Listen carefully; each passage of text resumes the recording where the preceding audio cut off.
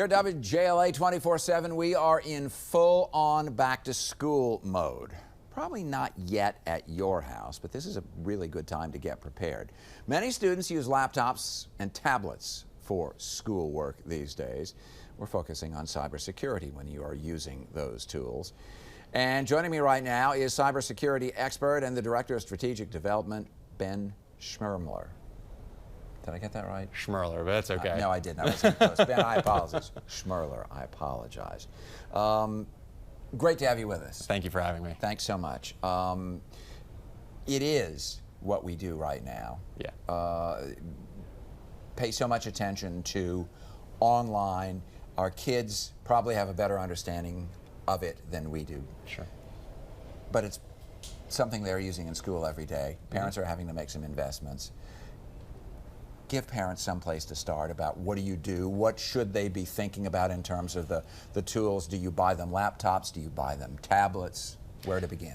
The most important thing is to have a decision-making process and educate your kids and as they go into college or college students about what it means to have a computer. What's the purpose of the device? You're here to use it for school or play games or do word processing, whatever it is, and that's what it's for and nothing else. You need to teach them about the security tools you're going to put on the device. You know, if it's a young child, you're not only going to put on antivirus, anti-malware software and do patch management, things like that to keep the operating system up to date and deal with vulnerabilities, but also you may tell them about the monitoring and web tracking software you might put on.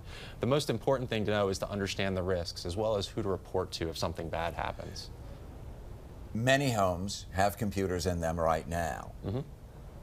Is it better to start with a new device dedicated just to the kids, or should they have access to that the one that maybe has the house budget on it and games and whatever? Well, I would certainly say if you care about the house budget, if you care about some of the sensitive information, maybe it's work information that you have on it, that data absolutely needs to be backed up and protected independent of what your child might do. It's ultimately your responsibility to protect that and take care of it.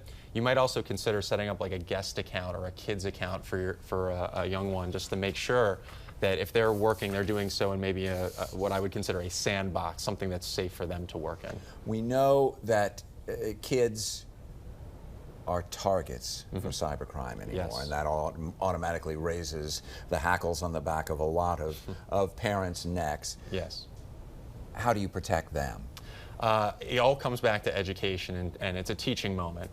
I actually said to one parent, go into your inbox and go to your spam filter, and you could literally go through some of the fake emails that you get offering you enticing things like, here's this free money, free gift card you can get to Amazon or something, and here's some of the things you can see that call for urgency or free stuff, things that we all know are too good to be true.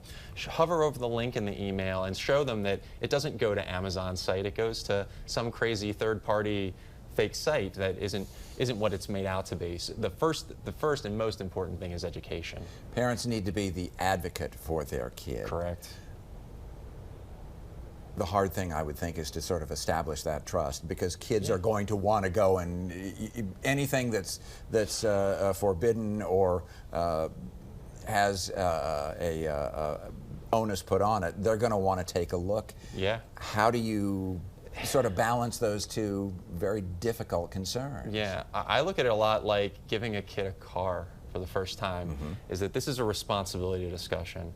We're giving you the tools to something incredibly powerful. It's going to allow you to do your schoolwork, it's going to allow you to play games, it's going to allow you to do, as you get older, maybe things like online banking, deal with your first credit card, things like that. So it's incredibly important you understand the consequences if something should go wrong. And so if you walk through that with your kid, if you talk about what matters, why it's important, and give them an opportunity to have a dialogue with you in case something bad happens, in case they have to report something without fear of punishment or embarrassment, I think that's going to lead to much better outcomes. And I tell this to adults dealing with businesses all the time who have to protect business information. That's very good advice. I want to go back to the notion of, if I'm a parent and I know I need to provide something for them, but I'm not sure just exactly what that hardware should be. You had some very good advice when we were talking before. Yeah. Ask the school. Yeah, ask the school, ask the institution, you know, what kind of stuff does the kid need to do? What do they need to work on? What are the application requirements, et cetera, and start from there.